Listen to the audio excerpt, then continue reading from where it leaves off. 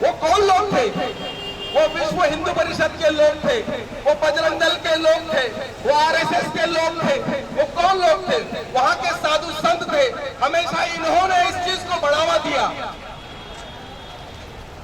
बाद में जब पुलिस ने क्लियर किया कि लव जिहाद जैसा कोई मामला नहीं, शंभुनाथ झूठ बोल रहा है, उसने सीधा सीधा मजलूम का कत्ल किया।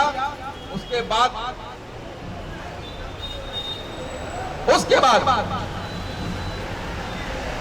शंभुनाथ को सजा हुई।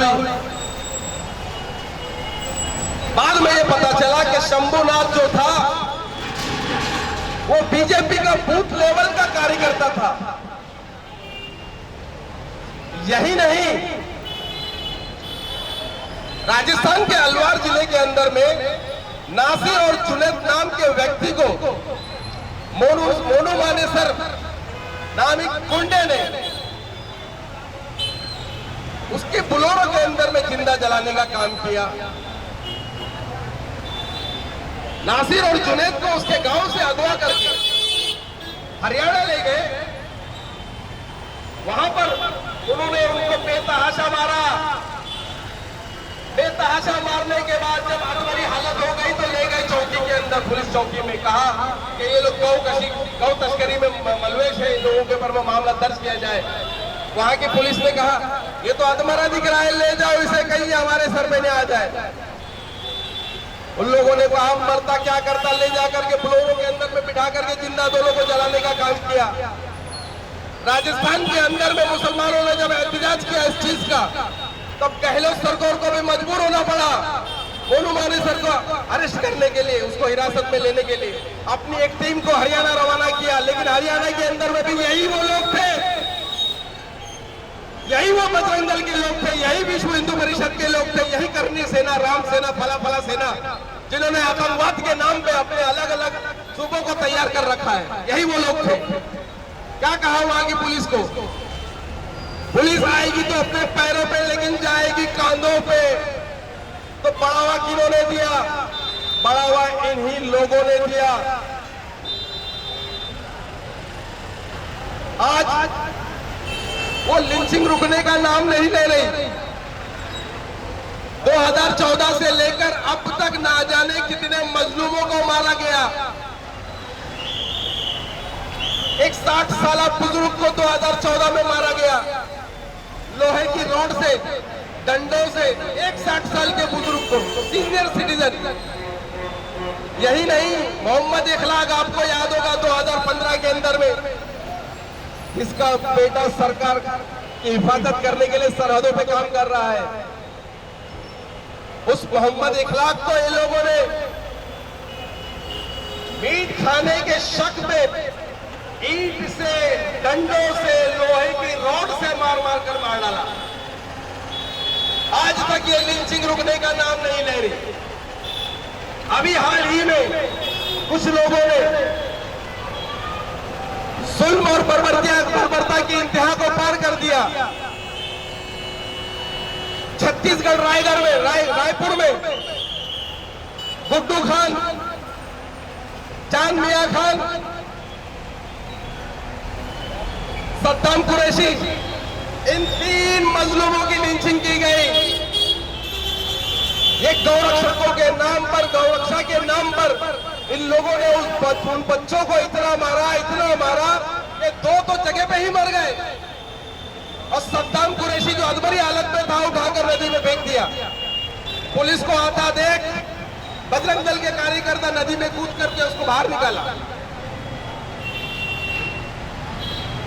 उन लोगों को जब पुलिस ने अरेस्ट किया, हरीश मिश्रा, राजा अग्रवाल और उसके और कुछ 2 अन्य साथी को जब पुलिस ने अरेस्ट किया, तो इन लोगों ने वीएचपी, बजरंग दल, विश्व हिंदू परिषद और ये साधु संतों की भीड़ ने चौकी का घेराव किया, वहां पर भजन कीर्तन किया, हनुमान चालीसा का पाठ पढ़ा और ये कहने लगे कि गौरक्षकों के ऊपर जिस तरह से कार्रवाई हो रही है पुलिस द्वारा, ये अफसोसनाक है। बताइए, इस मुल्क में, इस देश के गृह मंत्री अमित शाह कहते हैं 1975 में इंदिरा गांधी द्वारा जो इमरजेंसी लगाई गई थी, उस इमरजेंसी में लाखों लोगों को जेलों के अंदर में डाला गया। उनकी ये सरकार ने ये निर्णय लिया कि 25 जून 1975 में जो इमरजेंसी लगाई गई थी और जो जुल्म और बर्बरियत की इंतहा हो गई थी, उस चीज को काले दिवस के रूप में मनाना चाहिए। ये उनकी सरकार ने अभी हाल ही में ये स्टेटमेंट दिया और ये संविधान दिवस के तौर पर ये मनाया जाएगा। इसको क्या कह करके, संविधान कतल दिवस। इस देश में 2014 से ना जाने कितने मजलूमों को मारा गया। कभी नोटबंदी के नाम पर लाइन में लगा करके 100 से ज्यादा की तादाद में वो बड़े बुजुर्ग मारे गए। एमएसपी के नाम पर हमारे सिख भाइयों ने 700 से ज्यादा अपनी जानें दे दी। 2014 से लेकर अब तक मुसलमानों की 200 से ज्यादा लिंचिंग हो गई। अमित शाह को ये दिखाई नहीं दे रहा। अमित शाह को सिर्फ अपना पॉलिटिकल एजेंडा दिखाई दे रहा है। किस तरह से विपक्ष सरकार को घेरा जाना चाहिए, किस तरह से विवादित मुद्दों को उठाना चाहिए।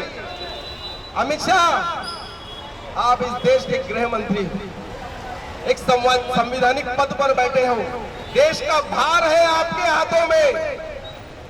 इस तरह से देश को बांटने का काम ना करें। उन जालिमों के खिलाफ जो कानून बना है लिंचिंग, उस कानून का सख्ती से पालन करें। मैं बताना चाहूंगा कि लिंचिंग के ऊपर में जो कानून बना है कि अगर लिंचिंग करते हुए पकड़े गए तो 7 साल तक की सजा है। उसमें दोषी पाए गए उम्र कैद और फांसी की सजा है। मैं ये कहना चाहता हूं, फिर जब ये कानून बना तो इन लोगों को इतनी आजादी कहां से मिली? ये आजादी उन्हें केंद्र में बैठी हुई सरकार ने दी है। क्योंकि ये जितने लोग हैं, ये बीएचपी, बजरंग दल, विश्व हिंदू परिषद, ये 2014 से पहले आपको दिखाई नहीं दी।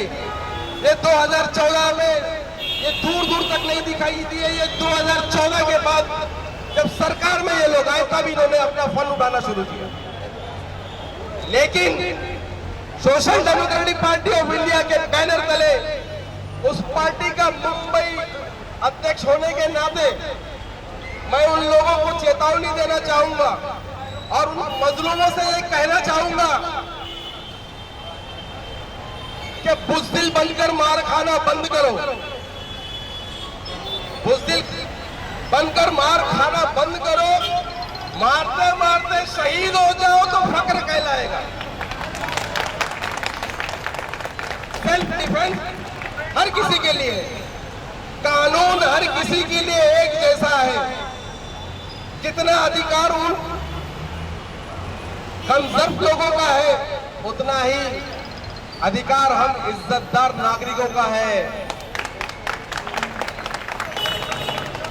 हम डरने और घबराने वाले लोग नहीं हैं। भले आज तादाद पे हम थोड़े हैं, लेकिन याद रखो थोड़े ही लोगों ने इतिहास को रचा है और इतिहास फिर बनेगा। इतिहास फिर बनेगा और फिर वो मजलूम जो डर कर चलते हैं फिर से सर उठाकर फख्र से के साथ इस धरती पर फिर से दोबारा चलने का काम करेंगे और वो चलाने का काम social democratic party of India करेगी। आप लोगों को मेरी बहन ने जो बात कही कि आज हमें डर लगता है कि अपने बच्चों को कॉलेज भेजने से, बाहर भेजने से, कि पता नहीं वो घर आएगा या नहीं आएगा। ऐसी ही मेरी एक बात थी, नजीब की माँ, रोहित वेमुला की माँ, ये सारी माँ है मेरी। मेरे भाई भी लापता हुए, कुछ ने जातिवाद के चलते अपनी जानें दे दी, वो भी मेरे भाई हैं। इस मुल्क के अंदर अमन, सुकून, इत्मीनान कैसे बहाल होगा इन तमाम चीजों की जिम्मेदारी है हमारी। इसलिए मैं कहना चाहूंगा कि घरों में खामोश रहने से कुछ नहीं होगा। वो लोग तुम तक भी पहुंचो, तुम तक भी पहुंचेंगे, तुम्हारे बच्चों को भी निशाना बनाया जाएगा। आज वक्त है हमें अपनी बात को कहने का, अपनी बात को रखने का। ये मुल्क कैसे चलेगा? मैंने कहा ना कि अगर कानून शब्द सिर्फ शब्द बन के रह गया तो इस देश के अंदर में अमन, चैन, इत्मीनान कभी नहीं आने वाला। कानून व्यवस्था को मजबूत होना होगा, कानून को कानून के नजरिए से देखना होगा, क्योंकि ये मुल्क आइन और दस्तूर से चलता है और उसी दस्तूर और आइन का हिस्सा इस देश का कानून है। मैं फिर से तमाम लोगों का शुक्रिया अदा करता हूं कि जिन्होंने हमारे कहने पर, जो हमारे वेलविशर हैं, जो हमारे सपोर्टर्स हैं, वो लोग आए। मैं उन्हें सलाम करता हूं इस बात के लिए कि आज जो लोग घरों के अंदर में चैन की नींद सो रहे हैं, बारिश का मजा ले रहे हैं, टीवी का आनंद ले रहे हैं, ये आनंद कल उनके लिए परेशानी का बाइस ना बन जाए। इसलिए आप भी हमारे साथ में खड़े हो जाएं, आप भी हमारे साथ खड़े हो और अपनी आवाज को हमारी आवाज के साथ बुलंद करें। मैं अपनी बात को यही खत्म करता हूं और पुलिस प्रशासन, खास करके आरसीएफ का मैं शुक्रिया अदा।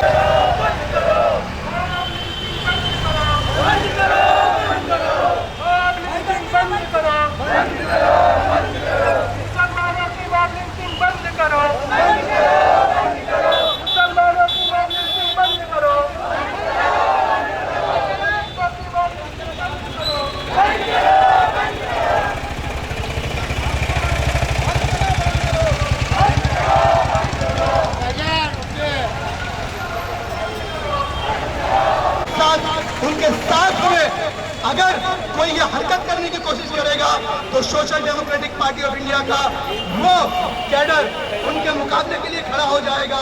और दोबारा है नहीं, ये याद रखना, है नहीं, उनको संवैधानिक पदों पर और संविधान का भय उनके दिल में नहीं, उनके दिमाग में रहेगा और संविधान का बुखार उनके दिमाग में रहेगा। और आने वाली नस्लों तक वो संविधान का बुखार उसके दिमाग में नहीं उतरेगा।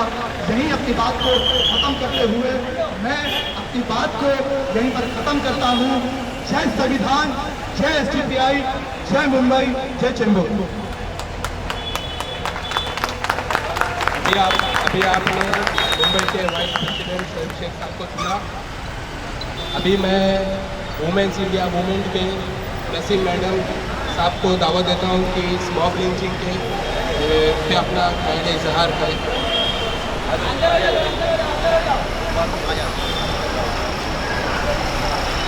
अस्सलाम वालेकुम रहमतुल्लाहि व बरकातहू। मेरे प्यारे भाइयों और बहनों, आज ये प्रोटेस्ट रखने का मकसद ये है कि हम जो जिस चीज़ से जूझ रहे हैं, जो मासूम बच्चे, जो हमारे बुजुर्ग, जो हमारे इमाम, जो हमारे मुसलमान भाई बहन, इन सब चीज़ों से जो जूझ रहे हैं उनसे हमको निजात दी जाए। ये प्रोटेस्ट रखने का मकसद ये है कि हमारी आवाज़ उस सरकार तक पहुँचे कि वो इंसाफ का काम करे।